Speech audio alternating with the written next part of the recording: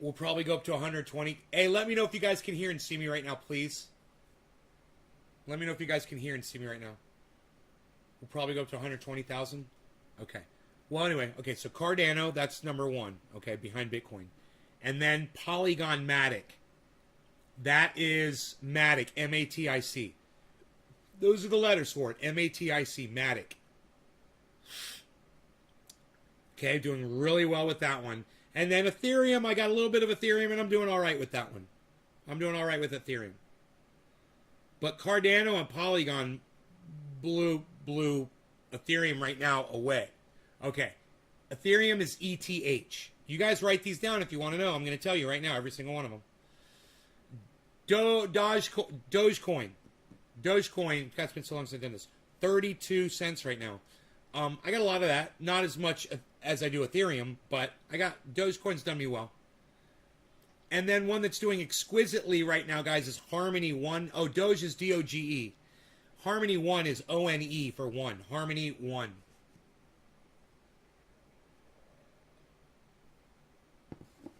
And then Litecoin not doing as well on, but I just hold more of that than just about anything else. Neo, I'm doing good on NEO. I got a whole bunch of other ones that I'm not doing well on right now. I'm not going to waste your time with those. Just the ones I'm doing good. Cellar, C-E-L-R, doing good on that one. Uniswap, U-N-I, doing really well on that one. Engine Coin, E-N-J, doing really well on that one. And it's up. Right now, Engine's up 50% almost. It's 48%, guys. Engine, E-N-J. Tracking, yeah, cool. Okay, so. What else am I in the green on over here? OMG. Now, if I'm not in the green, it just means that I may have bought in at a higher price than I should have, you know, on some of these. But I went crazy and tried to get a little bit of everything. And it helped doing that, actually. Getting a little bit of everything. The thing at the very bottom is Shiba Inu. Then Komodo KMD. Then Safe Mars, which is picking up.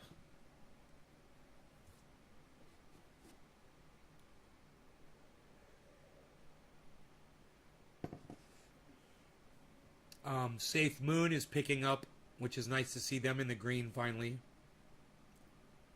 And then SNX, Synthetics, is doing okay. OMG, okay, I gave you all of them. All the ones that are in the green doing well.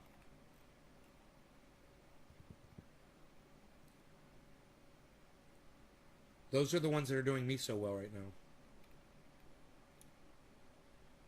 I hope that helps you guys. Hope your super chat didn't bring the YouTube cops. No, dude, I think I accidentally shut the show down again. I was trying to fit. Hey, Slowski's here, everybody. It's Mr. Slowski. Hey, Mr. Slowski. Where have you been, Slowski? I'd totally check out this spot, man, and I give them a try, but I'm dabbing their pure sweet.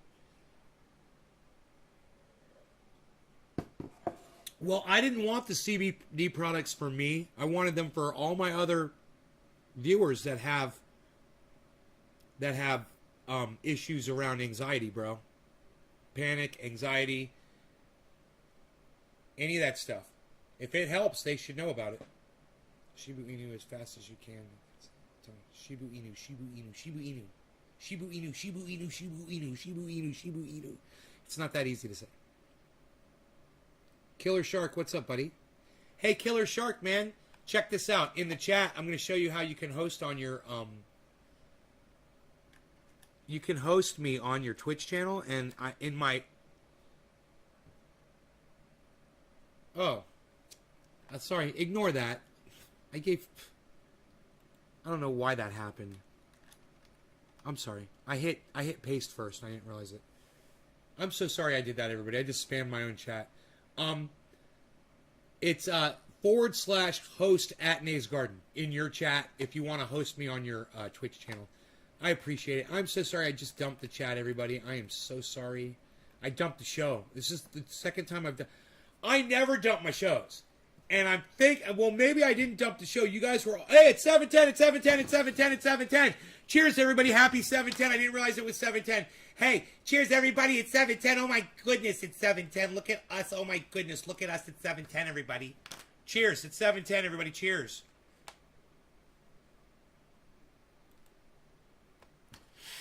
Oh, my God, it's 7:10.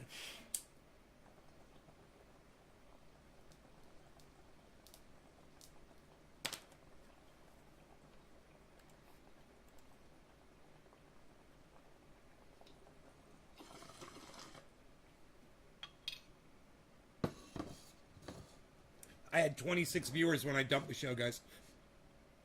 I feel so bad.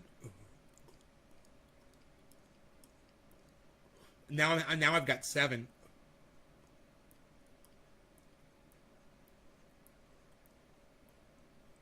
I went from 26 viewers. I accidentally shut the show off, or the show cut off. Something happened, right? I may not have done it. I didn't click the mouse button, right? But it just was off. I don't know. But my point is this. Now I got 9 people. That's good. 9's better than 7. Come on back, people. Oh, sorry. I don't know if it was my fault, but I did lose the show. So I had to restart. I started immediately as soon as I noticed. I do apologize. It's not really going up above a certain level here, is it? I topped out. All right. But I'm just so high. My profits are so high. It's like I feel like I should pull some profits today, man.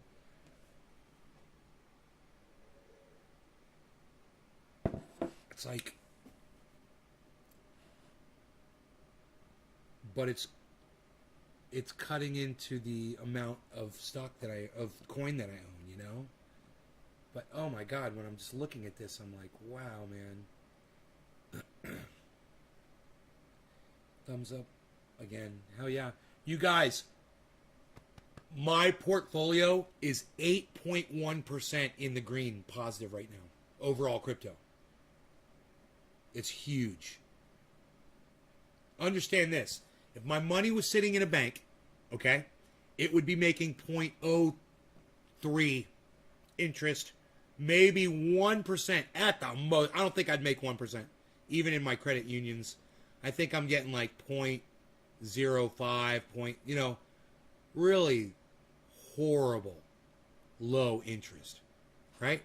Let's say point,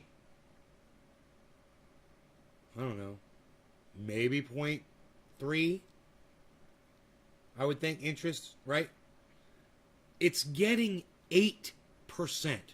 Do you know how many times more 8% is over 0.3? Just divide 8 by 0.3, and that number is how many times, right? So 8 divided by 0.3 is 27. It's 27 times more interest I make because my money is sitting in Bitcoin today. Because right now it hasn't always been like that. But now that it's in the green, and if I wanted to pull my money out, I could. I could do it anytime I wanted to, man. I could stop anytime I want. What's up, James Miguel? How's it going, buddy? I could stop anytime, man. I can stop anytime I want.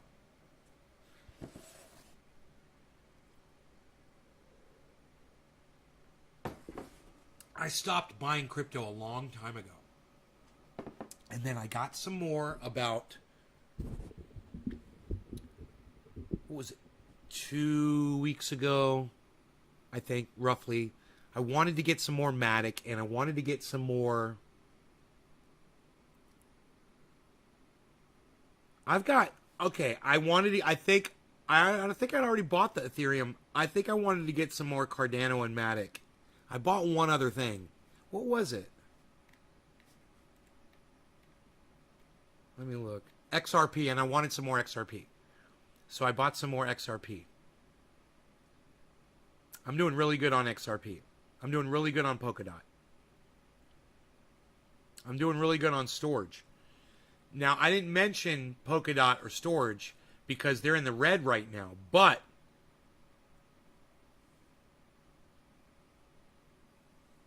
they're close to flipping around here as they go up. You know what I'm saying? So XRP,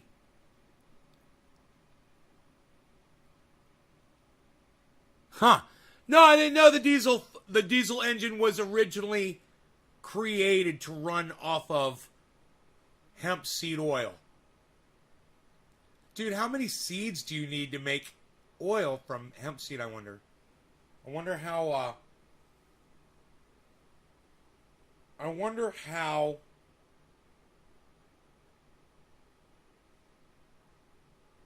if the I wonder how prevalent hemp seed oil was in lanterns and things.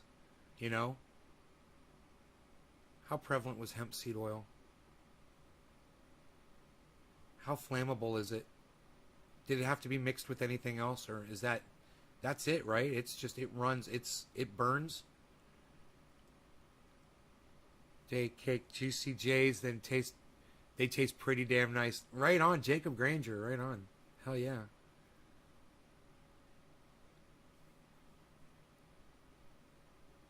Any diesel engine can run off used vegetable oil even today. There's videos on it. Used vegetable oil. I bet you my Chevy engine wouldn't run on it. I bet you my 2017 fucking Silverado wouldn't do it. But maybe my Rox, I bet my Roxer would though. Good morning. Twixie's back. Twixie. Welcome back, Twixie. Hey, Twixie. Thanks for teaching me how to host people on my Twitch channel. Everybody check out Twixie on Twitch. You game, right? I figure you run in a channel over there. I figure you're pretty hot shit over there on the Twitch. Right? Dude, I just downed a whole cup of coffee and I wasn't even considering it. You play... Really? Nice. I used to play Battlefield a lot. I didn't game COD too much, but I played COD too. But I was more Battlefield. I hosted Battlefield servers. That's awesome you play COD, man. Oh, glad I got a soft spot for girls that play COD. I really do. My ex-girlfriend Donna, that she's changed my life. She was my last girlfriend. She used to play COD, man. That was her game, you know. It's funny. Are you getting the new Battlefield? Probably not. I don't have a good internet connection. You know, if I can get... And I suffer from arthritis in my shoulder. If I would get surgery on my shoulder and get a wired internet connection, you know, or something better than what I have now. So I have no reaction time, man.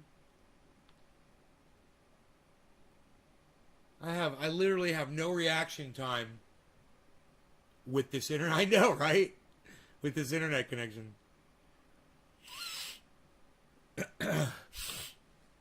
So, do you kick ass on COD? Twixie, are you good?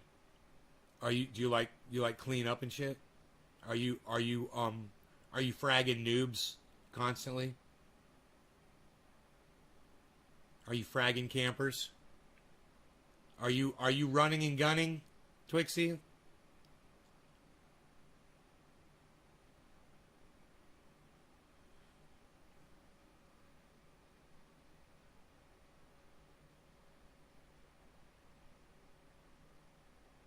Yeah, you kick ass? That's good.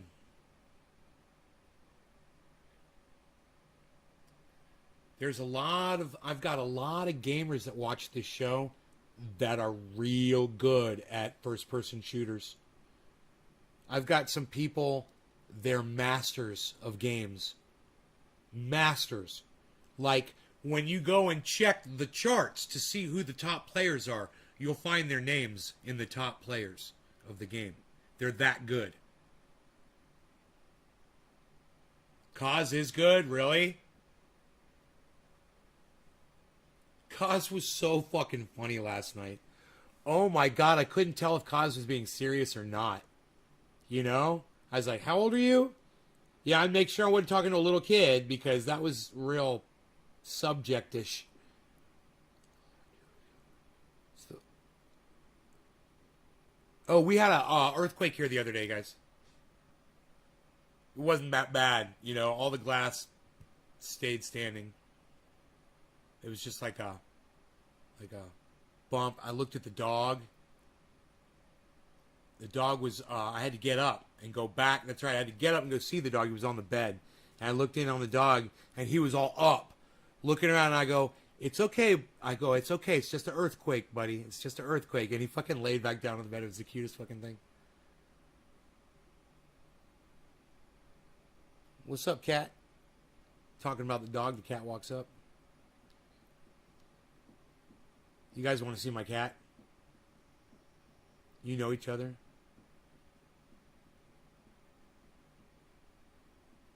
Yeah. You guys were playing. I said they knew each other. One of you brought the other one in. You guys came in right after the other one. And I was like, okay, I just played along because when you're the podcaster, you don't know. And I'm a douchebag, right? If I call you on what I think is your bullshit, and it turns out that you're not bullshitting, and then you guys will leave, right? Oh, that guy's a dick. So I can't fucking, because in my mind I'm thinking, yeah, whatever. All right, you guys don't know each other, okay? You know?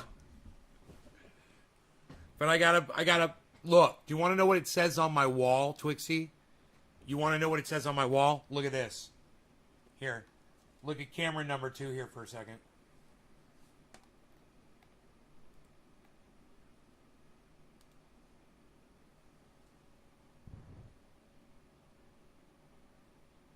And it doesn't just say it there. It says it there, too.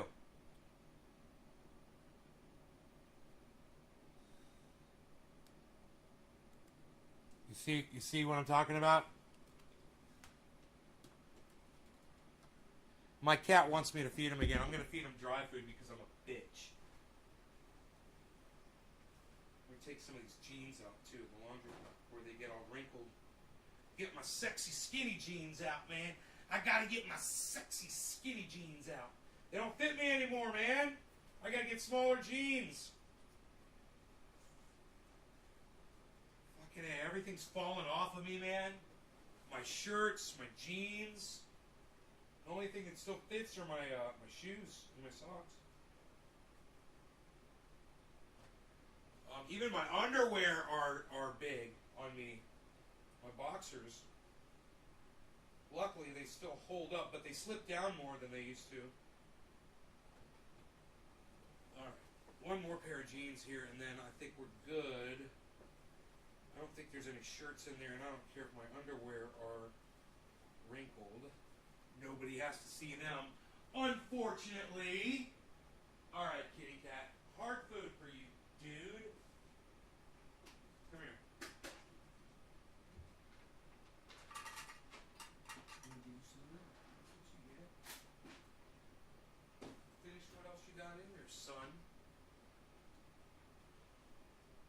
Wow. Oh my god. You guys. Oh my god, you've got to see the fucking sunset. Where's my fucking phone? Where's my fucking phone? Where's my fucking phone? Oh my god, show me my phone. Where's my phone? Where the fuck is my phone? Where's my phone? Where's my phone? Where's my phone? Where is my phone? Where's my fucking phone? Oh my god. You guys aren't gonna fucking believe this shit, man.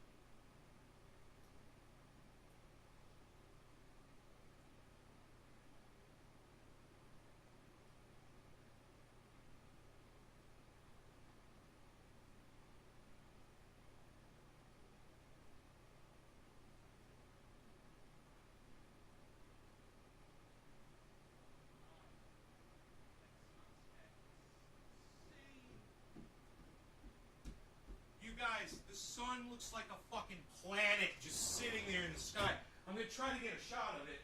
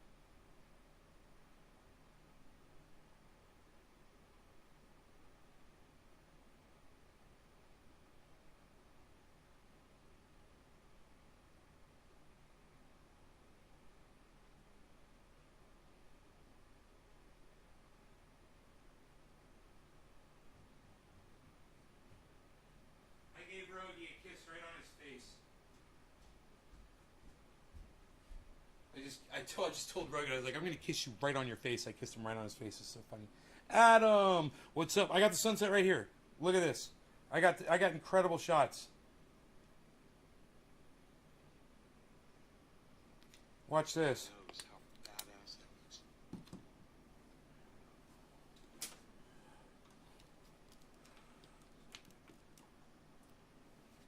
Watch this shit, bro.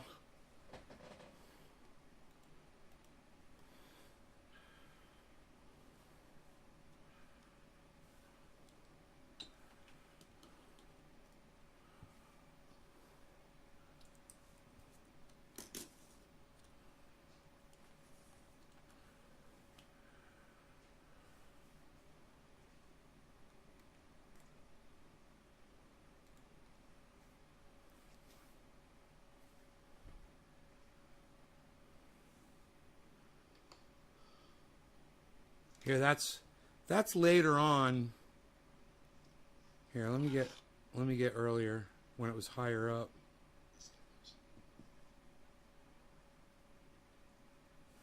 Let me move this stuff out of the way here.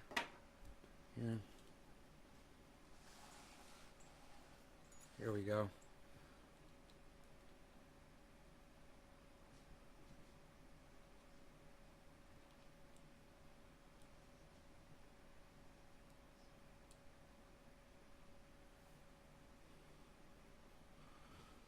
I think I'll even turn the lights off in here.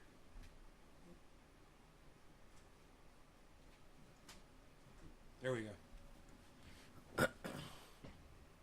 I was trying different things with the camera to try to get it just right. It just doesn't do it justice. You guys have no idea. That sun is so freaking piercing. It looks like it's 3 fucking inches in front of your face. It is so piercing.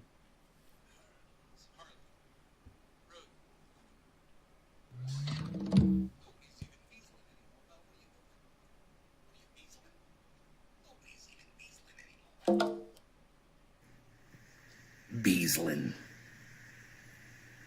Why you beaslin', little Beazle? Why? Why do you beazle? Why do you beazle? What you beaslin' on there, Beazle?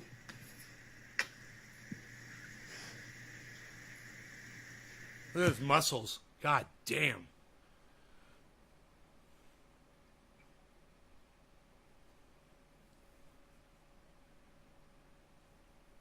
Cat. Even the cat's watching it. Oh. It's like he knows how badass that looks. Oh. Hold on, guys. Why is it so hard to fucking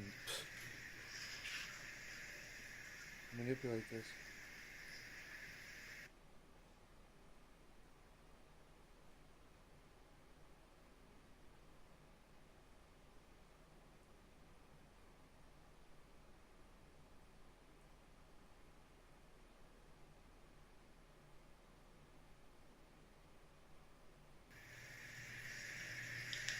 God damn it.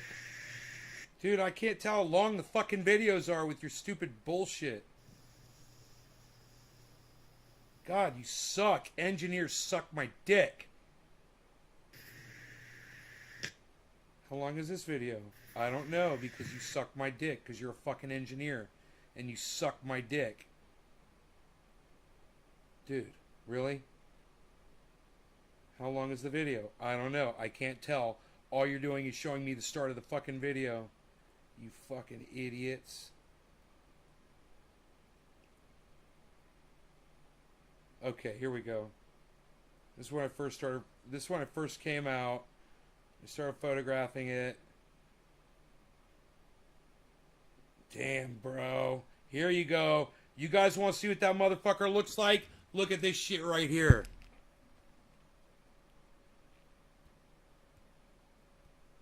Look at this.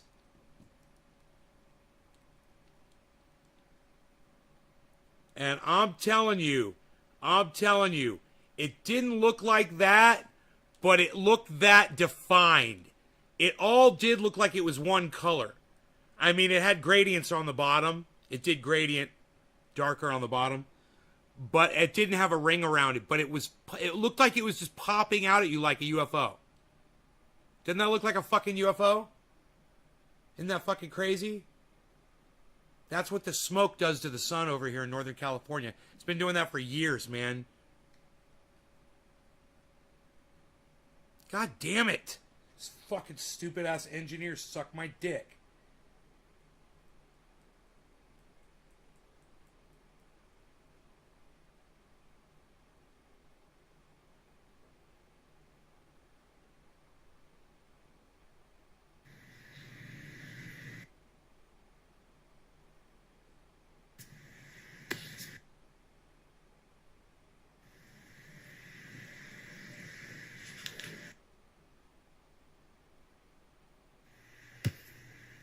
All these videos are just like a couple seconds long.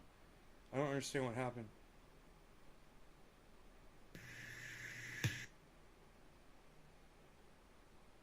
God damn it. Really? You fucking... Ugh.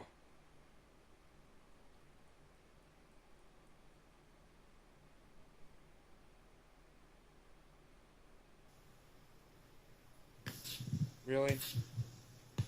Wow. Dude, I have a long video that I thought I took, and it's not here, man. There's a bunch of little, tiny, short little videos. It's so weird. I don't know what the fuck is going on. A bunch of photographs, but the long video is gone. It's like I wasn't recording.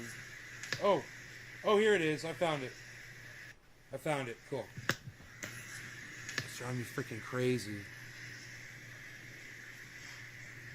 Even the cat's watching it. Dude, this is the same fucking video. It's like he knows how badass that looks. Or maybe that is the video and I didn't realize it.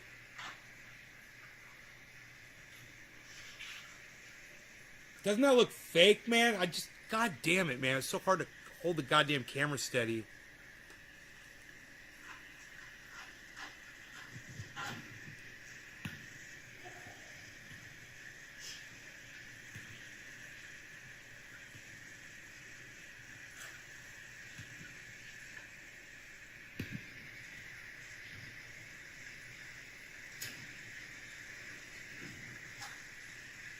Bro, you can look right at it.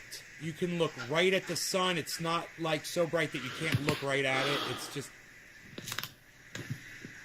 even when it's up in the sky, the smoke is making it... Wow, man. Oh my god, that was so badass. Alright, let's see. Harley. Rogie. Psst. Nobody's even beasling anymore, pal. What are you doing? What are you, beasling? Nobody's even beasling anymore, pal. What are you doing?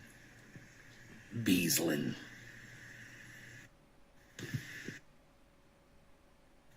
Nobody's even beasling anymore, pal. What are you doing? What are you, beasling? Nobody's even beasling anymore, pal. What are you doing? Beasling.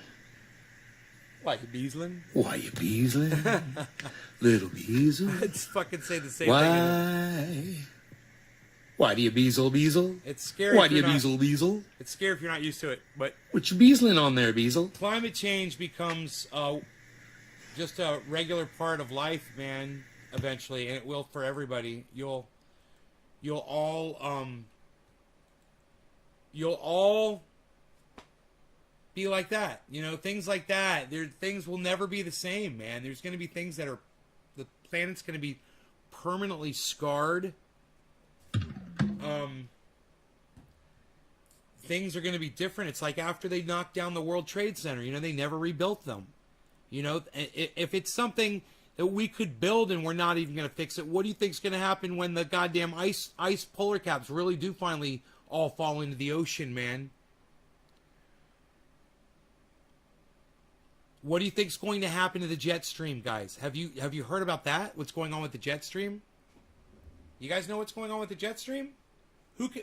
I'm not even going to waste y'all's time. The jet stream is starting to break down, guys. Do you know what that means? That's the world's air conditioning. Understand that. Think about it. It's starting to break down. Yeah, research it. Google that shit. They just did a whole study on it. It's not good, guys. The planet is literally breaking. What we're used to it being, that perfect planet that sustained us, it's breaking. And it will no longer sustain us. This jet stream, you guys don't even know. I've been watching shit. I've been watching videos on YouTube, man, about current weather events. And I've been sharing them on my Twitter. And you guys that go on Twitter, you guys know what's up. All you guys that follow me on Twitter, you guys see those articles. Right? You're not surprised. You're prepared. Mentally prepared. But let me tell you something. Nothing fucking mentally prepares you for this. When this shit starts happening, man, for real, your brain breaks. Just like the planet is breaking. Your heart breaks for the planet, too. Once you realize it. Once you see it. Once you realize that the systems that sustain us are breaking down, it's as anecdotal as you want it to be, but it's happening everywhere all at the same time. And you just don't think it is on that scale, but it is. It's all happening right now. Just like Guy McPherson predicted. And people wanted to call him Dr. Doom, and they wanted to say, yeah, he's full of shit. It didn't happen when he said it was going to happen. That didn't mean that it wasn't going to happen. It just meant that, we're a little bit late to the party, that's all. Which is a good thing, and you guys should be thankful for it, but it doesn't mean ignore Guy McPherson.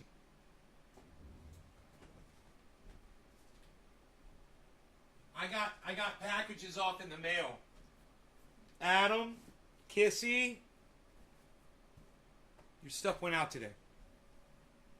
As sure as I got a 2-pack. Right there.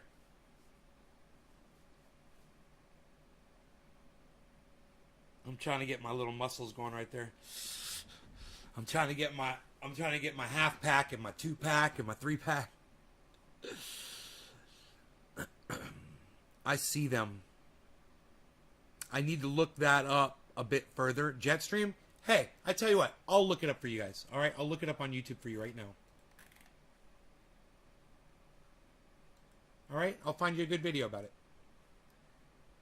You're not going to like it because it's going to be from a legit source.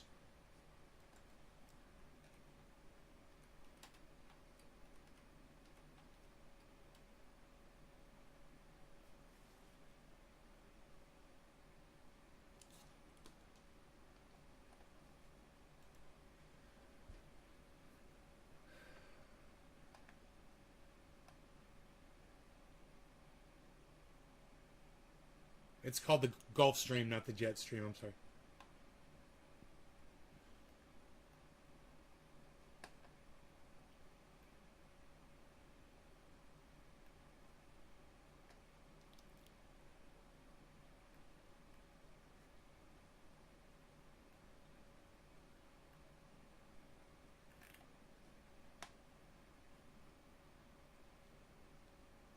Let's go with just have a think, okay?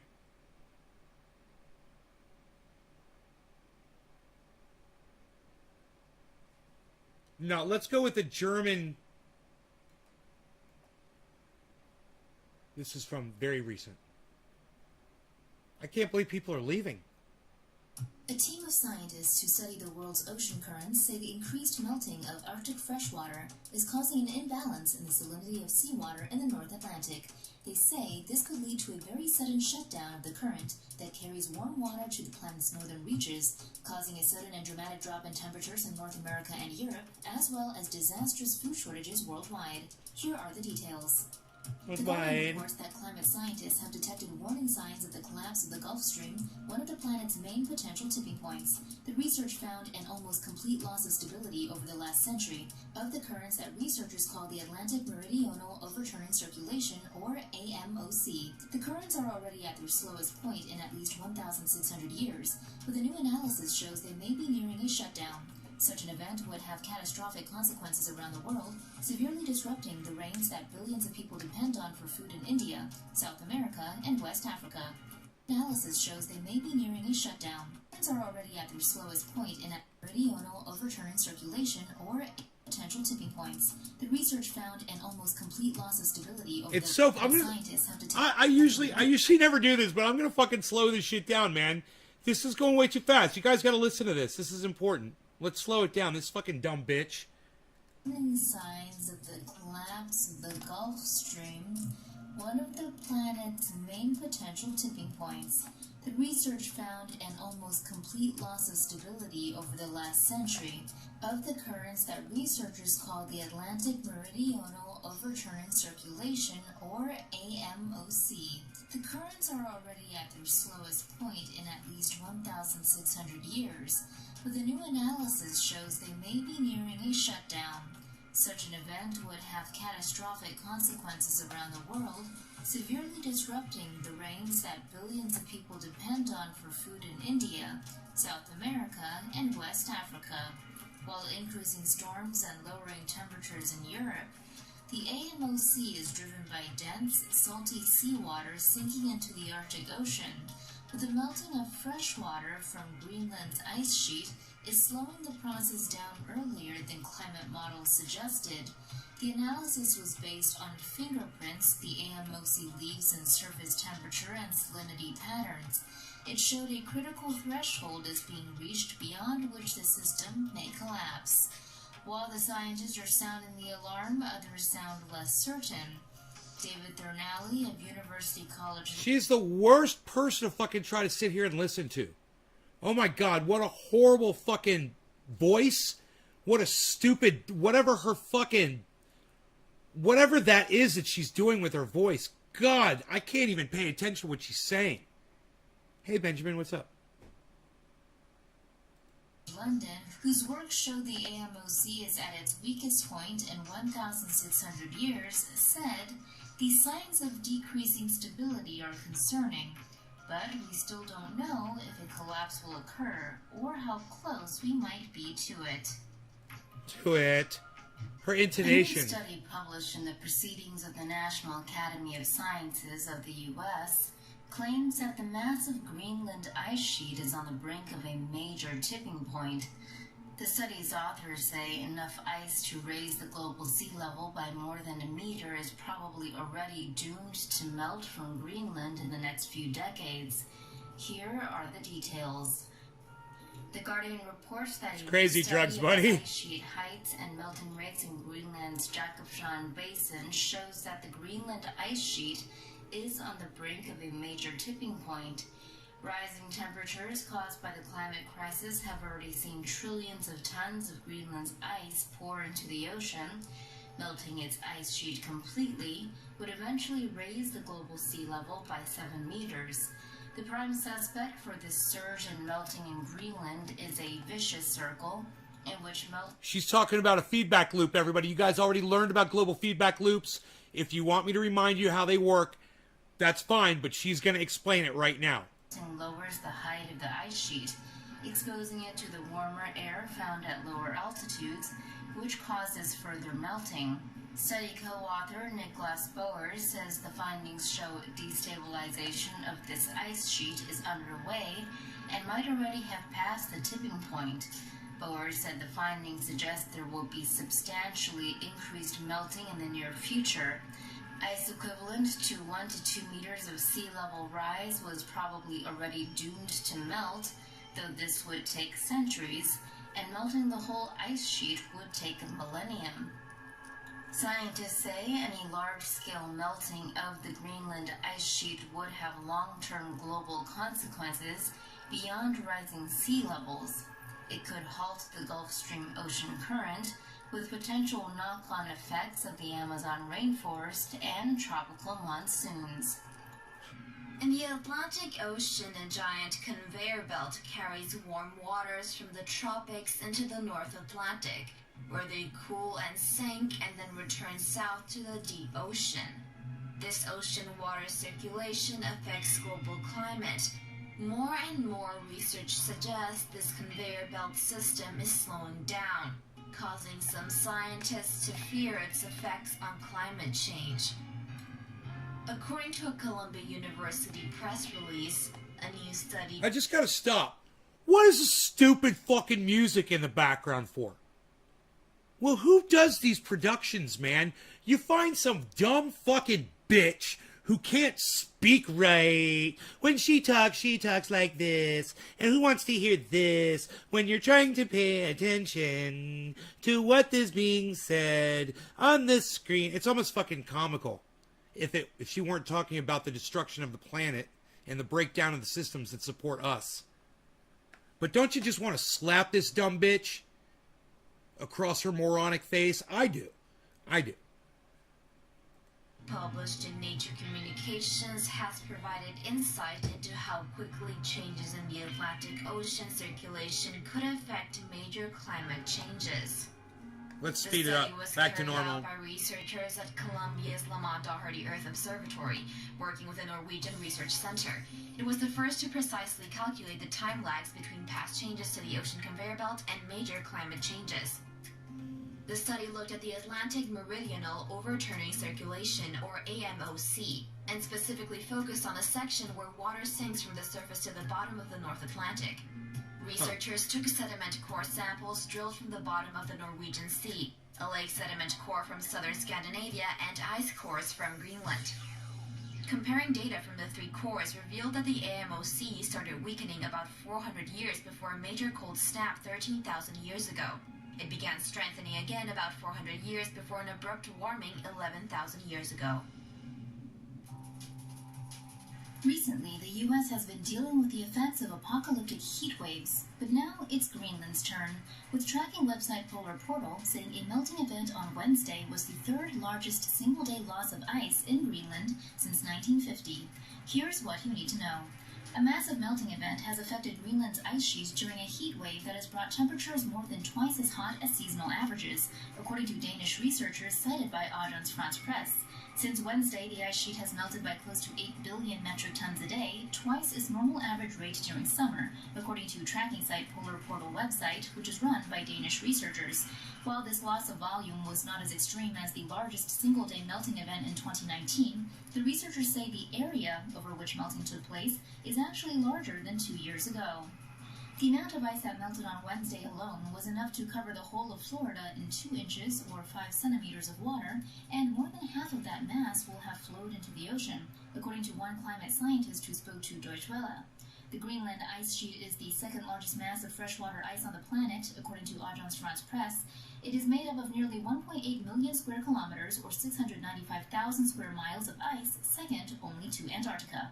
A study published in 2020 in the journal Nature stated that Greenland's ice is melting faster than at any point in the last 12,000 years, and a 2019 research paper in the journal Science Advances said that could add between 5 centimeters and 33 centimeters to global sea levels by the end of the century.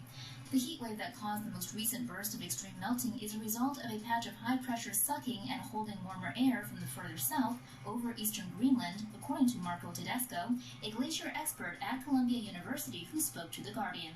Linking these events to climate change, he added that although these atmospheric events have taken place in the past, they are now getting longer and more frequent.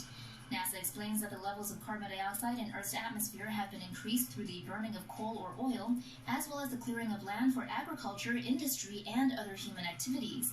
This makes the Earth's overall temperature higher, which in turn can cause sea level rise through the melting of ice, like that in Greenland. Worse news still is that this process will perpetuate itself, Columbia's Tedesco told The Guardian. He explained that because the snow on top of these ice sheets operates like a protective blanket, once that is gone, you get locked into a cycle of faster and faster melting.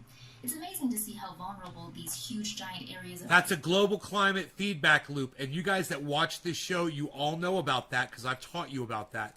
That's what she's talking about. So when you hear people talking about something getting faster and faster involving the climate, your brain should click. You should start listening to what they're saying, and you'd be like, man, I know exactly what they're talking about. Nate totally explained this from Dr. Guy McPherson. I understand what a global climate feedback loop is. Here, listen to this one more time. Is that this process will perpetuate itself, Columbia's Tedesco told The Guardian. He explained that because the snow on top of these ice sheets operates like a protective blanket, once that is gone, you get locked into a cycle of faster and faster melting. It's amazing to see how vulnerable these huge giant areas of ice are, he told The Guardian. This is, in short, a bad story getting worse. According to the U.S. National Oceanic and Atmospheric Administration, global mean sea levels has risen in total between 8 and 9 inches, or between 21 and 24 centimeters, since 1880, with about a third of that coming in just the last 2.5 2.5 decades. The rate of sea level rise has more than doubled from 0.06 inches or 1.4 millimeters per year throughout most of the 20th century to 0.14 inches or 3.6 millimeters per year from 2006 to 2015, and this is mostly due to meltwater from glaciers and ice sheets, as well as thermal expansion of seawater as it warms. A team from NASA has previously calculated that Antarctic and Greenland ice sheets together lost 81 billion tons of ice per year in the 1990s, compared with 475 billion tons of ice per year in the 2010s. This is a six-fold increase. In total, Greenland and Antarctica have lost 6.4 trillion tons of ice since the 1990s. A number of different studies, including one published by the Danish Meteorological Institute, now say this places us at the high end of climate estimates for sea level rises. The action we need to take is clear, according to Tedesco. We need to get to net zero emissions, he told The Guardian, and we need to protect exposed populations along the coast. Net zero emissions.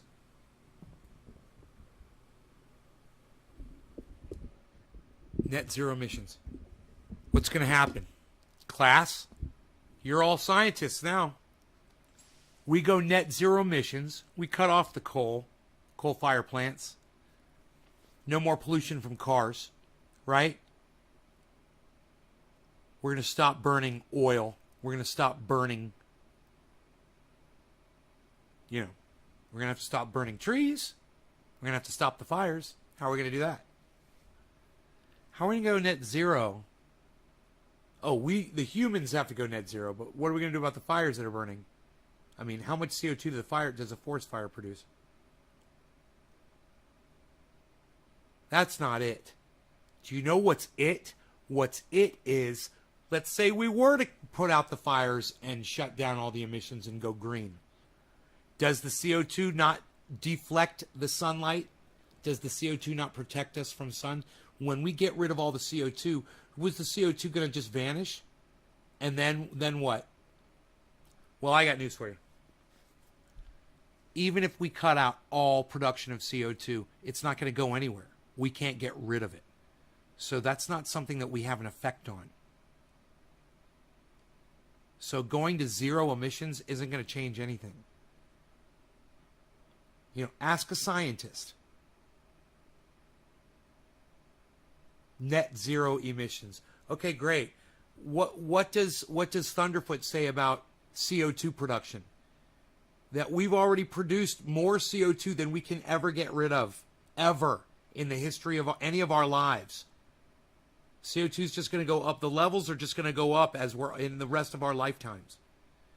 And every 10 years that we're alive will be the hottest 10 years on record. And that's not going to change. And these forest fires right now are probably burning more CO2 into our atmosphere than probably anything else that we've ever experienced from forest fires in the past.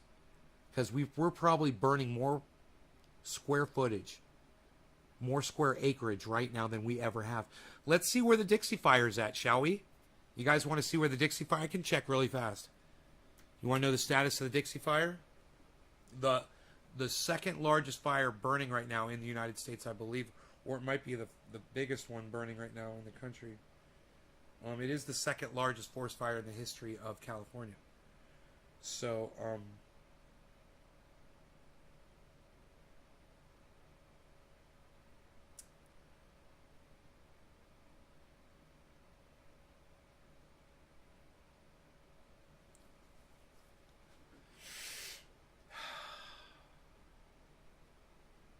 cheers, brother. Tonka! What's up, buddy? Alright, let's find out.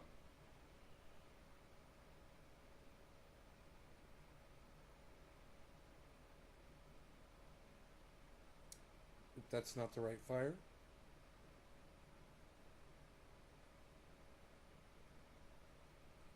Dude, it's another 100,000 acres, guys. Remember when the first time we really checked in, it was under 400,000. It was close, though, to 500,000. Then it hit 500,000. Then it was 600,000 last time we checked, a day ago or two maybe. It's 705,000 acres now. This is going to be the largest fire. Containment, 35%. 35% containment. This is going to be the largest fire in California state history. And you know what's crazy? It looks like a big fucking mushroom cloud, man.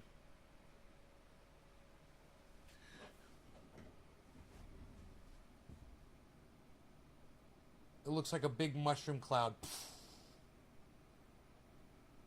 Look at that burn area. Jeez Louise, bro. Can you believe that?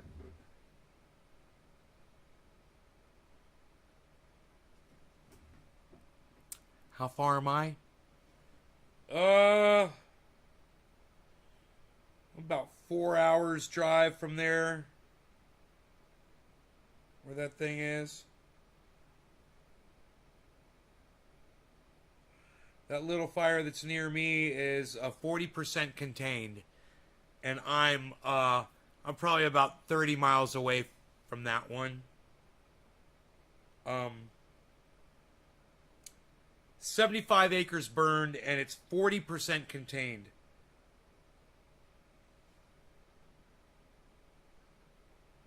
It supposedly started. I heard someone say it started in a mobile home. Someone's RV caught on fire and it set the whole goddamn park on fire.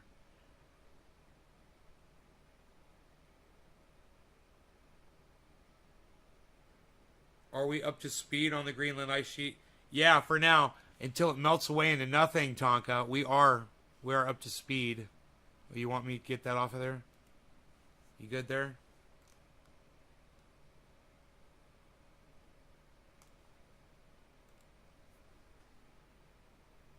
Okay.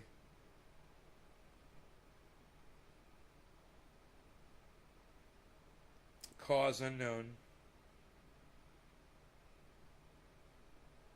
They're not giving any information. I hate that. They used to give you more information on the app, so it sucks now.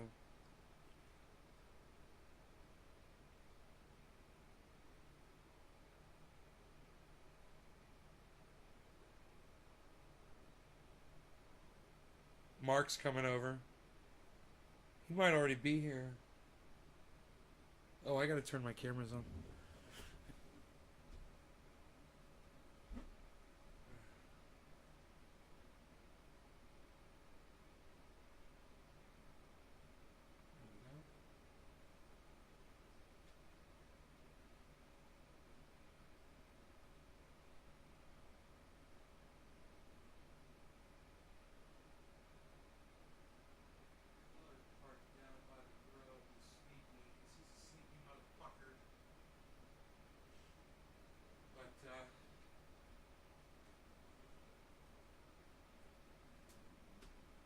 Bringing some girl over.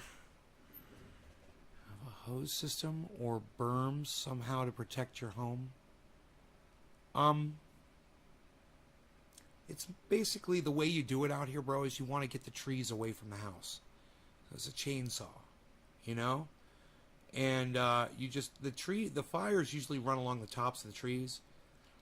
And if a tree burns to the ground, you know, you got to worry about if it's going to fall on your home or not.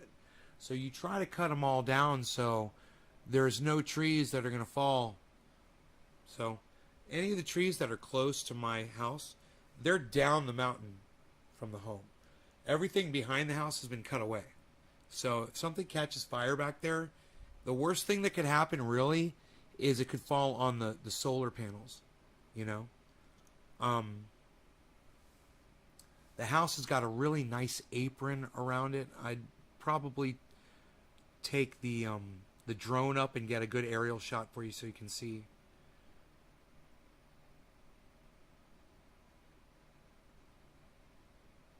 I'm going to take my drone over to Oak Trees and take some drone shots of his grow.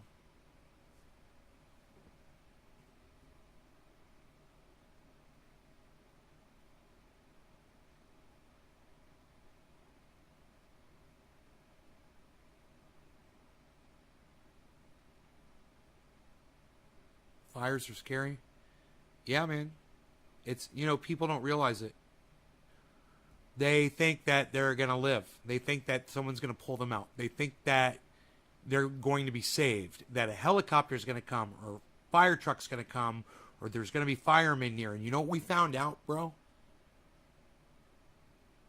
When we ran out of here, and we had the animals, and it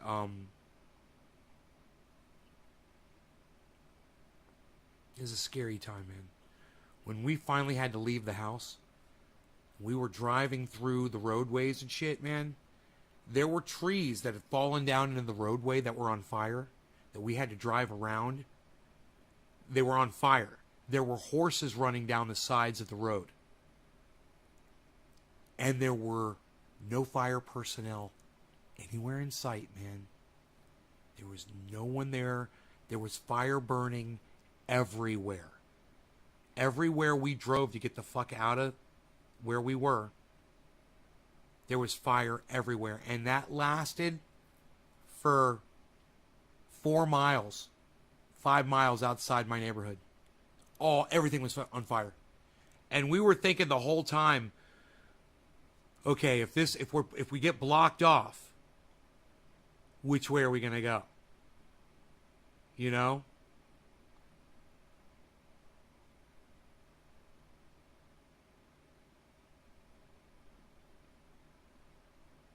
The fences burn down, bro. The barns catch on fire. You know, you hear about structures. You hear about this. Oh, yeah, there were 600 homes burned in, 10,000 structures. You know what those structures are? A lot of them? They're barns with horses and fucking cattle in them, bro, that caught on fire and burnt to the ground. Some of those animals escape, but not a lot of them do. You know? And they run down the street. You know? It's fucking... Bro, it's a goddamn nightmare. And people think that there's going to be emergency personnel to guide them or help them or whatever. And there's no one out there, bro. There's no one fighting the fires. You can't pull up to a fire truck with some guys that are there putting out the fire, or his crew that's raking and putting stuff out. It doesn't exist, man. It's a dream. You want to know what?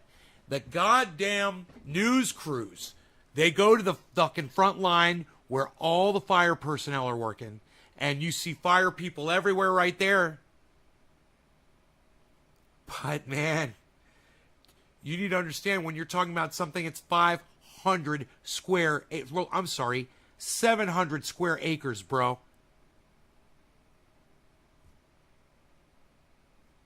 It'll make your brain just stop working, man. Wrap your brain around that.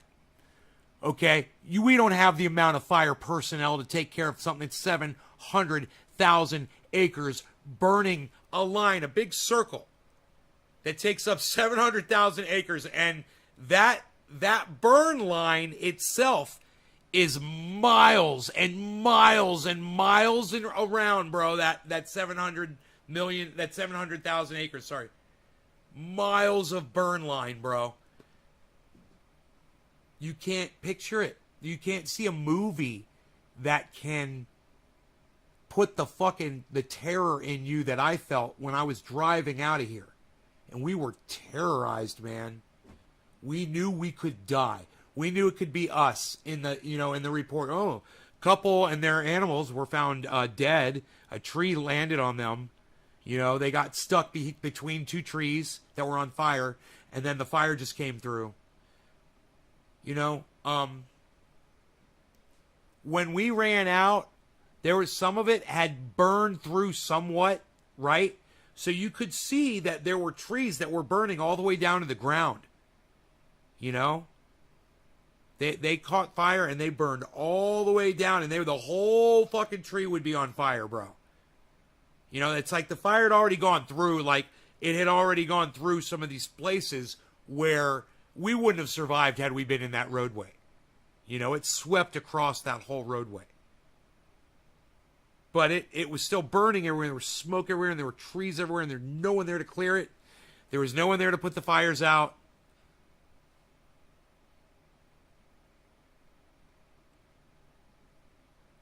We got lucky, man. We got really lucky that we were able to get out the way we did.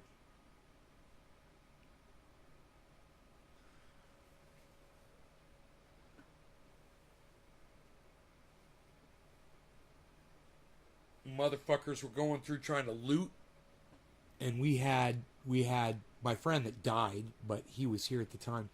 He was patrolling the neighborhood. He was going to everybody's home, man. He was taking care of everything. And they had the National Guard was out front, and he just avoided them. They were trying to evacuate everybody, and there were people that just refused to leave, you know? They weren't going to fucking leave. And they wouldn't answer their door when they came to it and told them to get out. Nobody came to my house. Nobody evacuated us. We self-evacuated all 3 times.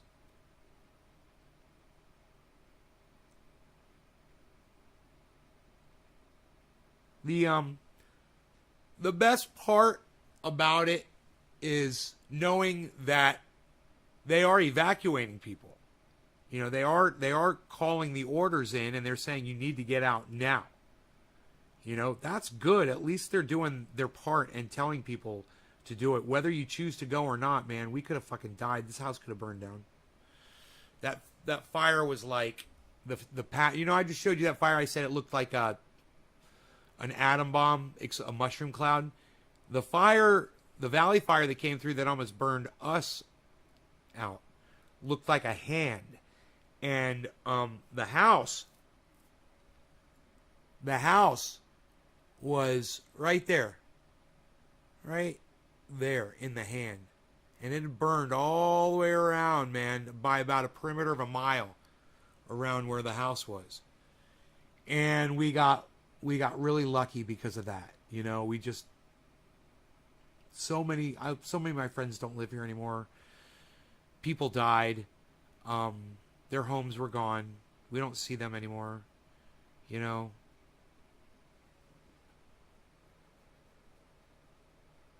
It's horrible, man. And it'll eventually get to you. Eventually, wherever you are in the United States or anywhere else on the planet, Canada, or if you're watching from anywhere else in the world, you're going to feel the sting of climate, and you're going to have to figure out what the fuck you're going to do or how you're going to deal with it. Sooner or later. It'll happen to you just like it happened to me.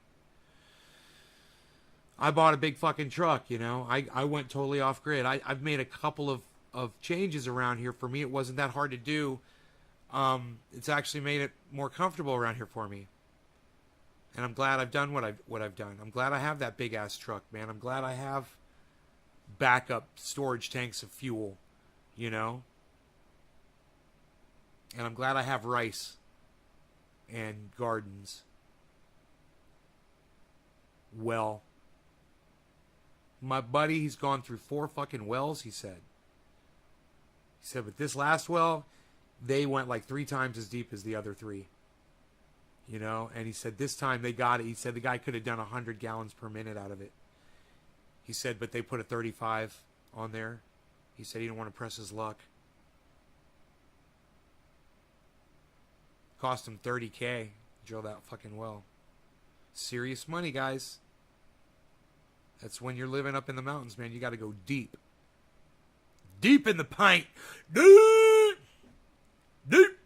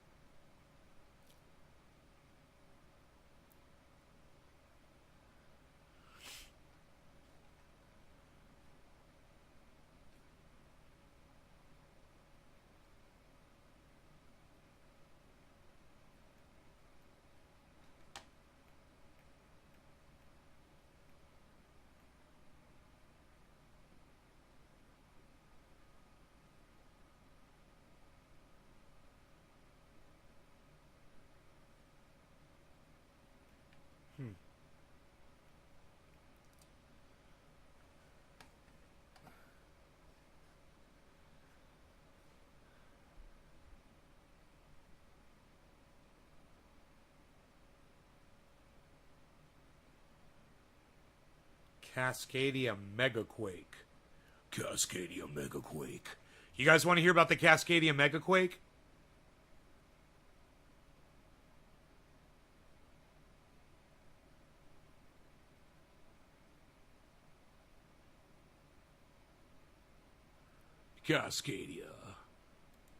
Cascadia Megaquake. In the Pacific Northwest, a slow-motion collision of tectonic plates along the Cascadia subduction zone has been building tension for over 320 years. And when that tension is released, the resulting earthquake is likely to be as large as a magnitude 9. That will be 45 times more powerful than California's most destructive quake in 1906, and the consequences defy imagination. This megathrust earthquake is predicted to be so significant, locals simply call it the Big One. And scientists estimate that it has an alarming 37% chance of occurring within the next 50 years.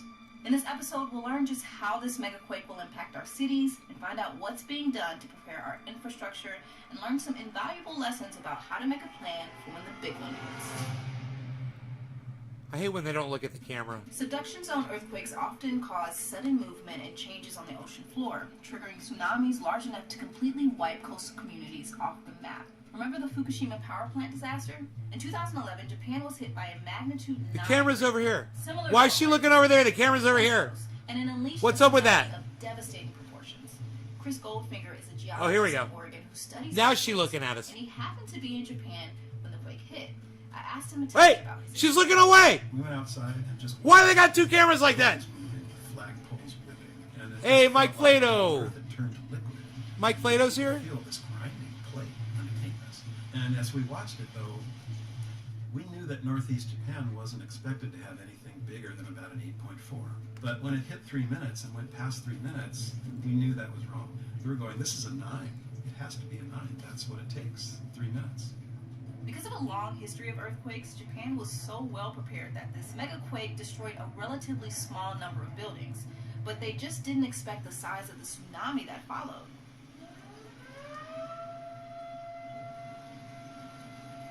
Look at the cars. Look at the cars, guys. Those are all cars. Allison Perch, an engineer from Oregon, visited in the aftermath. I wonder how many Tumbled. people were in Most those of their cars. tsunami walls inundated huge amounts of the Japan coastline. It killed 16,000 people. And we were there 6 to 8 weeks after the tsunami, going and standing there and smelling the fish smell. And you can imagine where the water went because you can see the water lines on the trees on the hills around it. You can see the pieces of people's lives strewn around. So as an Oregonian, that's really hard, knowing that that's what our coastline's going to look like. And while the Tohoku quake in Japan was the costliest natural disaster in the world's history, here on the west coast of the United States, we're nowhere near as prepared as Japan was for this kind of disaster. If that had been Cascadia, Mike Plato, what's up, buddy? my building would have collapsed. There's no question about it. I might have gotten out, I might not, but it would be gone. Everybody thought Cascadia was aseismic, meaning no earthquakes, because historically that's what it was. It was dead silent. And the first evidence was discovered in the early to mid-'80s. Realized that we just happened to be sitting in a quiet spot. The Cascadia subduction zone is a 600-mile fault that runs from Northern California up to British Columbia.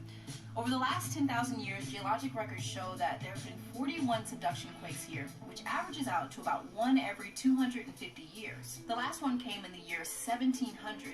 That's 321 years ago. We're due. Since then, tension along the subduction zone has been slowly building as the Juan de Fuca plate steadily pushes into and under the North American plate. The plate edge continues to gradually bend and buckle, and one day it will release that tension, causing up to 5 minutes of violent shaking and triggering an immense tsunami that can reach 100 feet in some areas. 100 If you were feet. looking at a bird's eye view of Portland or Seattle, very soon after shaking started, bridges and other longer infrastructure are going to be warping and falling off their foundations. You would see unreinforced masonry buildings start to collapse. This is where 95% of Oregon and Southwest Washington's fuel is brought in and stored. These tanks will deform, they'll spill. Any type of spark or metal hitting each other could also start a fire. The Cascadia subduction zone earthquake is going to be one of the worst disasters America has ever seen. Officials in Portland, Oregon created this animation showing what they predict one of the busiest bridges in the Northwest will look like. And it's not pretty.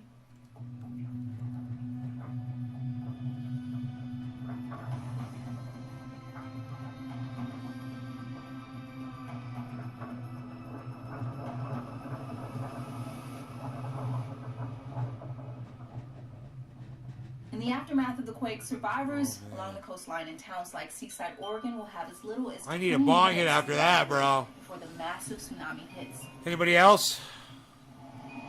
In a place like Seaside, what we need to do is get from here up to the hills right back there. It's a very straight path. It's not that far. It's a very doable evacuation. But there's a problem here because there's no way.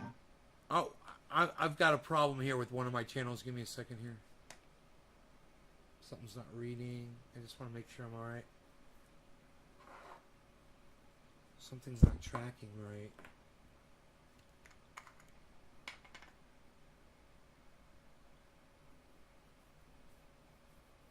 Hey, Tula.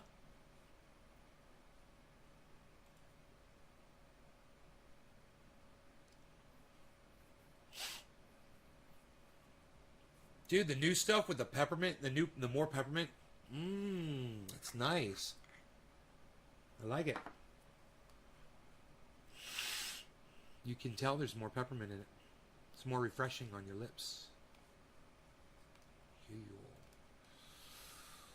me see what's going on here with my channels.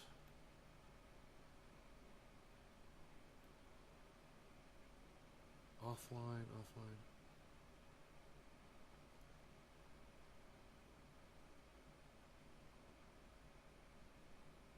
Just waiting. I'm good. I hope you're doing good. Thank you, James. I'm just waiting for the web page here to load to tell me which channels are offline and online, because I see one of my channels is... Oh no.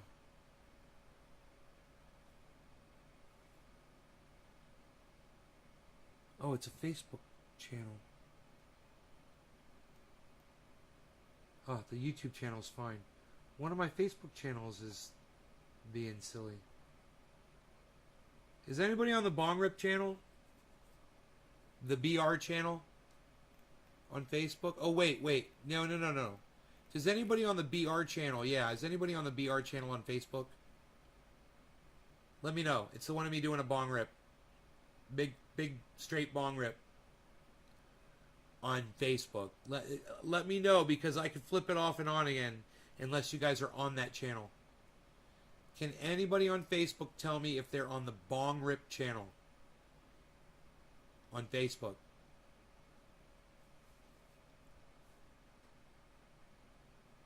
Can anybody answer me at all right now on Facebook?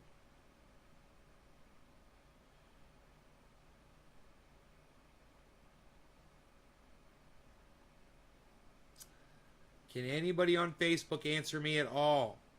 Bob, does the channel that you're on in my avatar, does it show me doing a Bong Rip? Does it say Ben Shader BR after my name? Or BH for Bong Hit? It might be BH or BR. It's probably BH, right? I can't remember. It's been so long.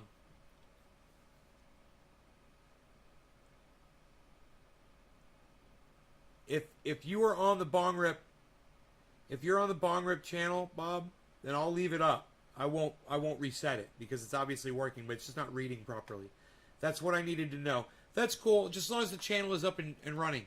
Can anybody else verify that that is the Bong Rip channel? Because he says he thinks he is. I want someone who knows for sure that they're on the Bong Rip channel. Somebody who can look at my avatar from my channel and tell me that I'm on... Yeah? All right, James. Thank you, buddy. Thank you, bro. Okay. I'll leave it up. Great. Okay. Thank you. To get there without crossing one of these bridges. The bridges were built before plate tectonics, so we've got no retrofitting at all. If these bridges go down, we're gonna people trying to evacuate are gonna have a problem. They're gonna have to swim the river and then continue evacuating up the hill. To get an idea of just how risky this situation is, Chris actually flew our camera person over Seaside in his acrobatic plane. Thanks, Nick.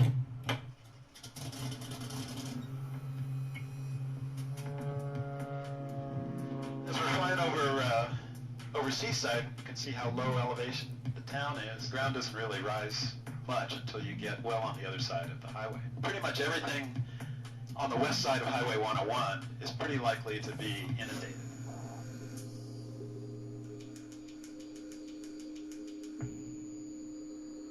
I mean, I came home from Japan feeling optimistic about it, but at the same time, I look around at the Pacific Northwest. Hey, and Megsy. I can see just visually that, yeah, we are 1,000 years behind, and this is not going to be easy to catch up. But officials in the Northwest are getting started. Portland is currently reviewing. Yo, James, what are the 2 letters after my name on that channel? It's up. Oh, thanks, Nick. Okay, cool. Is it? I'm curious. Is it Bong Rip or is it Bong Hit? Is it BR or is it BH? Can anybody tell me if it's BR or if it's BH? Thanks. Reviewing options to build a new Burnside Bridge to serve as a lifeline after the quake. And all new structures are being built up to earthquake standards. Still, the vast majority of homes in the region are not ready for earthquakes of this magnitude and aren't even bolted to their foundations. Michael Weaver is a contractor specializing in retrofitting homes to make them more likely to survive an earthquake. So this house was built in 1911. There really wasn't a building code back then. This house is sitting on the foundation through the grace of gravity. We're going to rectify that. We're going to collect those earthquake loads and get them into the foundation to prevent the house from moving off the foundation. So the vast majority of our work takes place underneath the house. So in this case, the basement.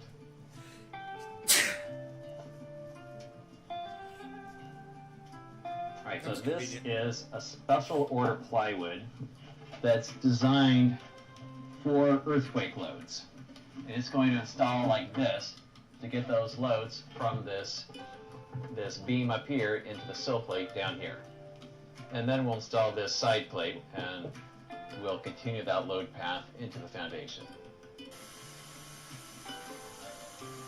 The most important retrofit is strengthening the connection from the walls to the floors and to the foundation. Some homes are simple to retrofit and it's possible to do it yourself, but others are very complicated, so it's worth having a professional take a look if you live in an earthquake-prone area. And there's a lot you can do without construction skills, like making sure tall furniture, heavy wall decorations, appliances, and even electronics like televisions are securely attached to the wall so they don't fall on people during a quake. Mark Ginsburg is a Portland NET, or Neighborhood Emergency Team leader, and has been preparing for the big one for over a decade. He's important. He's got a vest. Disaster He feels so important. I love it. Seem too overwhelmed. Look at him. Earthquake. It's not the thing that keeps me up at night. I love it. Because I know that I can't control it. I understand where I live, and I understand that that's a possible risk. I'd laugh but at I that also guy. know that if I do some preparedness work, and if I do trainings, you know, this year I redid my first aid and AED trainings, those are the parts that I can do and that I can control. There's your house and the physical things, there's the knowledge, and there's a plan. But I think having the things that you as a family or a household need to just be independent for a little while is really crucial. I need a vest. I do. I need a vest, bro. The most important things to keep in your home or garage when preparing for the big one. And I need 2 cameras so I can look away and talk to you guys like 1 this. gallon per person per day. Good fire extinguishers, more the merrier. 2-bucket toilet. Toilet seat, clips on the bucket. Toilet paper, sawdust for your poop. 4-in-1 gas shutoff tool. Thank you. Water shutoff on the bottom, gas shutoff on top. If you turn off your gas, you leave it off and let the pros turn it back on. Shutting off your gas can be crucial to stopping fires. If you smell gas in your home after an earthquake, Mark suggests grabbing your 4-in-1 tool and simply turning the valve to the off position. It's easy to feel discouraged or overwhelmed when thinking about preparing for a disaster as large as the big one. But I think we could all take a page out of Mark's book. The time to figure out what to do is not after the earthquake, the flood, the fire, but to know in advance if those things happen, what should we do? You don't have to join a local emergency team, although it's great if you do, but just taking small steps today to start your preparation, like picking up a gallon of water or a few extra cans of soup for your pantry, can go a long way. People will want to help and will step up to help to the best of their abilities. That's what everything shows best will of happen, their what has abilities. happened in the past. And we can expect that's what's going to happen should we need it in Portland. And for a more detailed look on how you can prepare ahead of time for an earthquake, or for any other disaster for that matter, check out our episode on how to stock your pantry and pack a go bag. Thanks for tuning in to this episode of Weather. Where are you gonna go? That's what thing you should be asking yourself. You gonna migrate?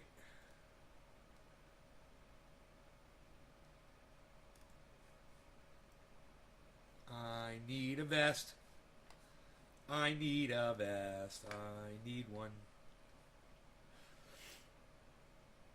I need an orange vest. I need to walk around my neighborhood in direct traffic. And there's no traffic out here. It'd be so fucking funny. I'll stop them in the middle of the road. I'll look both ways. I'll be like, okay, you can go. It's clear. Have a little stop sign. And on the other side, it'll say, it's cool. Stop. It's cool. It's cool. I'll just say that to people. It's cool. It's cool. Dude, I need to make a video of me doing that to my neighbors. Stand out there with the sign of my fucking elbow.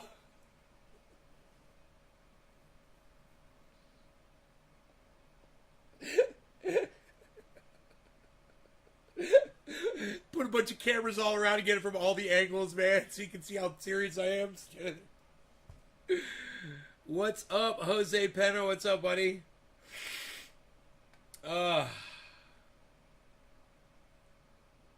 Nays Garden, Nays Garden, Nays Garden, Nays Garden, Nays Garden, Nays Laboratory. They're all saying that I'm live, bro. It's beautiful. It's a beautiful thing. Sorry I disconnected the show. I'd have a lot more people if I hadn't done that. I lost everybody, man, earlier when I accidentally shut the show off. Or if the show just shut off, I'll never know.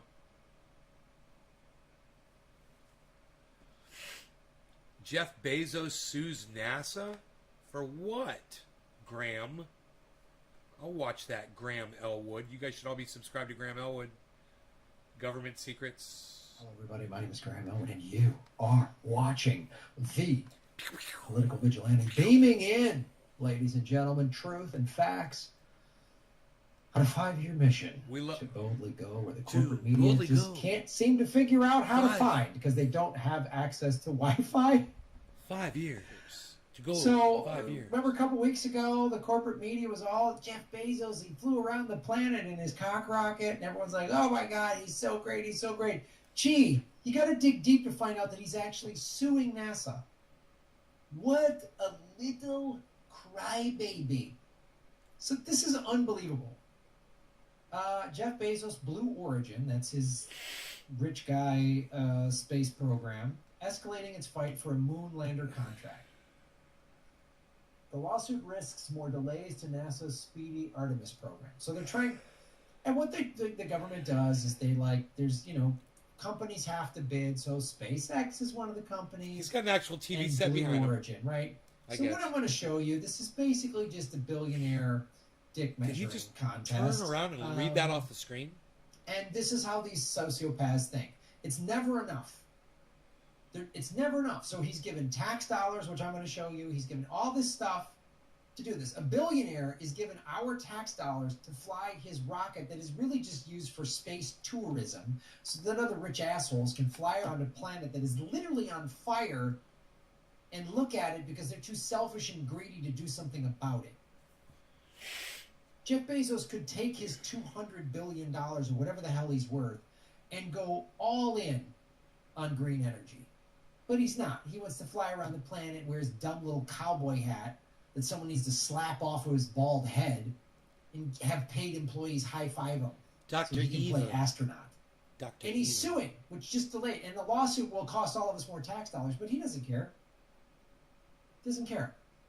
Blue Origin's complaint, filed with the U.S. Court of Federal Claims last Friday, was shrouded behind a protective order. Oh, so we don't know how much of a greedy, selfish, crybaby asshole Jeff Bezos really is.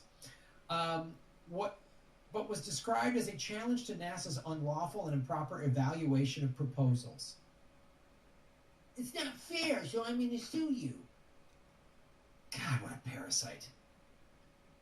April, NASA shelved the company's $5.9 billion proposal of its Blue Moon landing system and went with SpaceX $2.9 billion Starship proposal instead. Oh, so the government was trying to save So fucking Elon Musk did it for half the cost. Fucking cut it in half. Of course they're going to go with Elon Musk. It was half the cost.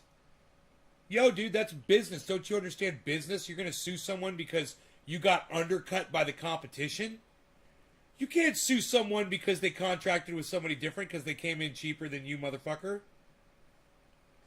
I mean, if there's something in that contract that said they couldn't get out of it, you might have something there. So did NASA agree to have an out for that if someone cheaper came along?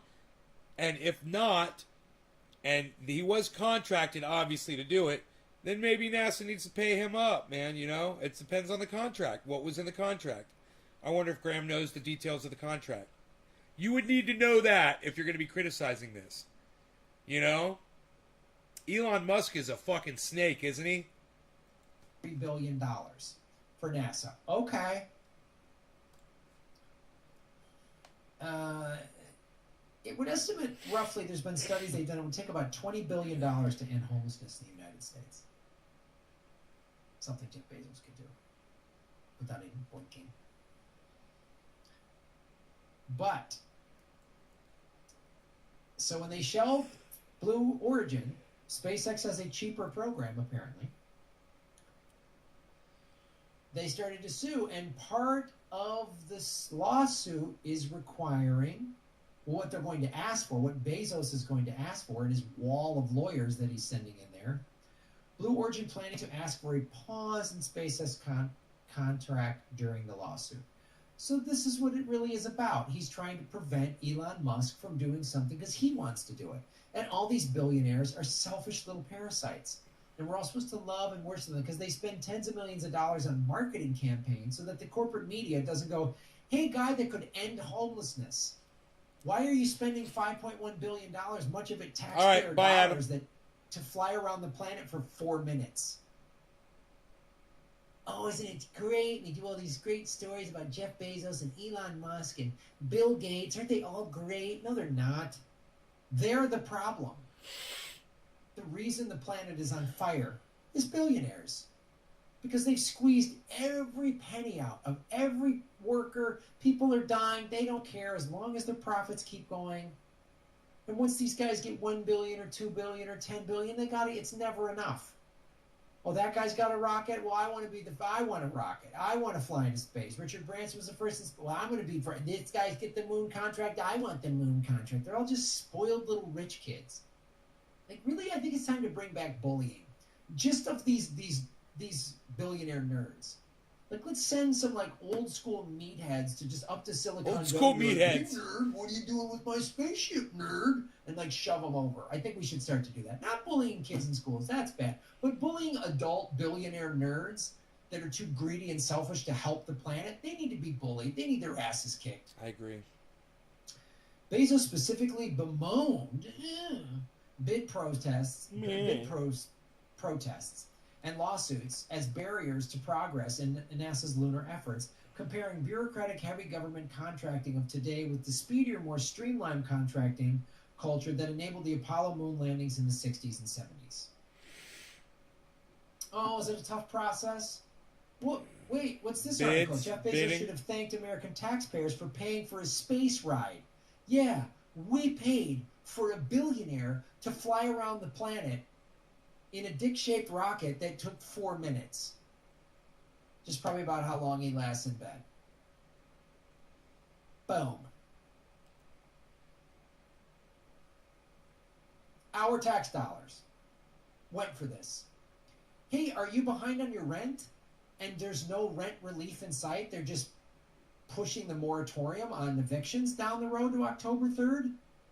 Which, okay, great. Keep people in their homes is what good. Happens What's the on long-term solution? What happens on October 3rd? We can't seem to find the money to just pay people's rent, which is what this country should have been doing from the day one of the shutdown. The minute we shut everything down, it should have been like, here's money for everybody to pay rent. Now, all of the landlords who are behind on their mortgages and their forbearances are going to come to an end wouldn't be equally as jammed up. But what we're going to have happen is a housing crisis where people are going to foreclose and get evicted. And who's going to come in? Big corporations. And what money are they going to use? Stimulus money. You know, our taxpayer money, or just the money the Federal Reserve just... I don't know. Is he hiding, Benjamin? I don't know. So while you're not getting rent relief, you're behind 6, 9, 12, 18 months on your rent because you haven't been working during a pandemic. your unemployment's about to run out or whatever, just know that your tax dollars paid for Jeff Bezos to fly around the planet. Oh, and who is he complaining about? Elon Musk's SpaceX? Elon Musk's growing empire is fueled by $4.9 billion in government subsidies. By the way, that was from 2015. The LA Times put that article out. So back in 2015, he was getting government subsidies. And then in 2020 or whatever, Elon Musk complained that the taxes in California were too high and moved his shit to Texas. Oh, right. And he's in Texas, which gets 19% of its electricity is powered by coal, which seemed kind of perplexing that he didn't know about that or never tweeted about that when he was deliberately nosediving the price of Bitcoin by saying, oh, Bitcoin's bad for the environment. You see how these weasels operate? They take our tax dollars to make more profits. They screw over regular people in the process. They do this on a daily. They're not your heroes. They're not cool. They're not your friends. I don't care if they're on Rogan or your favorite podcast or they're on a late night talk show being cute and funny. I don't care. Where's Bill Gates in all this? Is Bill Gates building a rocket? I mean, I know he likes to fly because, look, here's a flight log of him on Jeffrey Epstein's plane. Yeah, he flew on Jeffrey Epstein's plane, Bill Gates. I want to show they're all parasites. Bill Gates, Teterboro, this is Jeffrey Epstein's. Oh, it's just one time. Oh, this is the billionaire community. There's Bill Gates with Jeffrey Epstein. Mark Cuban. There's the former Secretary of Treasury. Is that Mark Cuban on the end? On the left? There's the CEO of a big bank. Oh, So they all no. operate. These people are all working together to screw you over. And this guy, and probably this guy we know for certain, was raping and selling children. This guy who worked directly with this guy was Epstein's, the executor of his will when he hung himself with a paper t-shirt. So I just want to make it real clear, they're all parasites. Take our tax dollars, and they don't want to pay for anything. They don't even want to write checks for taxes, even though they can. Amazon pays $0 in taxes and then gets tax money so a rich guy can fly around the planet. But people in America are behind on their rent. The democratically controlled Senate just gave Joe Biden an extra $25 billion for the war budget. He pulls out of Afghanistan, but then puts 3,000 troops back in there. I'm sticking by my guns. No, he's not. There'll be 30,000 troops in Afghanistan by Christmas. Or private contractors, or we'll call them something else. Crossing guards, armed, like high-level crossing guards. Oh, so mercenaries, private contractors. Anyway. Wow, man.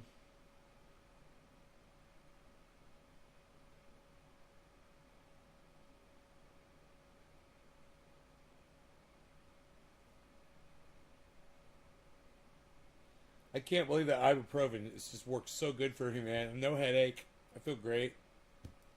And if I hadn't taken the ibuprofen, I could have a headache for 2-3 days straight. It won't go away.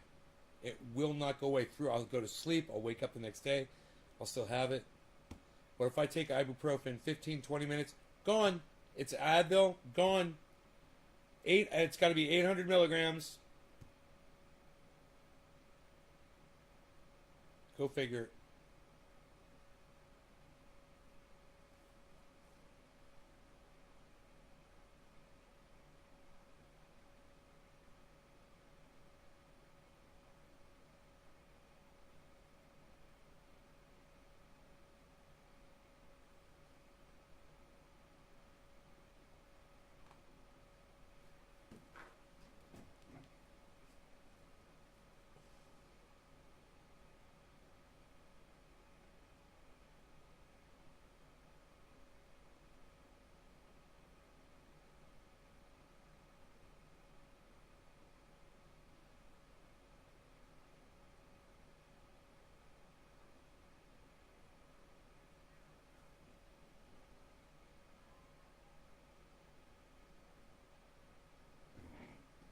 I hear the cat. I just don't see him. Oh, what's up, buddy? You want some more food?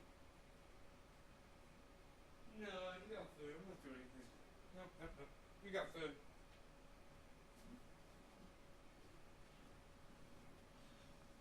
Oh boy. What's the dude name channel called?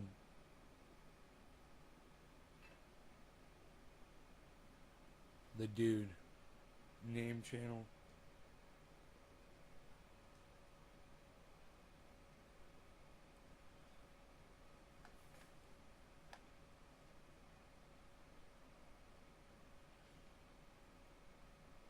Yeah, I watched those two people fly off that airplane, man, from Afghanistan. It's pretty horrible.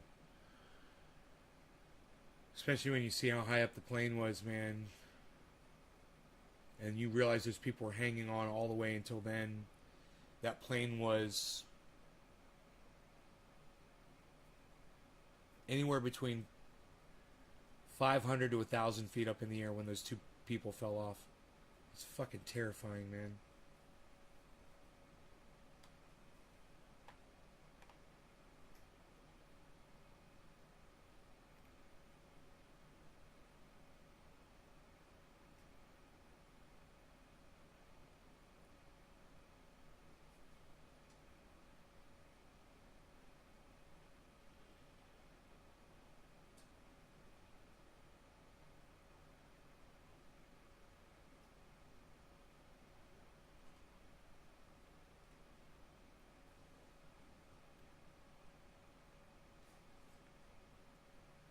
You guys, I love you all. I will see you in the morning, okay? I hope you had a great show tonight. I hope I did everything you wanted me to do. And I'll see you guys tomorrow morning, okay? 3 times a day, sometimes 4. Come check out Nay's Garden. And go to @Nay's Garden on Twitter for more. It's @Nay's Garden on Twitter. Download the app, okay? Download the app. And I'll see you guys on Twitter, okay? That's where I'll be. It's @Nay's Garden on Twitter. Make sure you follow me and please retweet all my stuff, guys. Tweets and replies too, okay? Go to the other column on my channel on Twitter. Thanks, guys. Love y'all. See you tomorrow. Bye-bye.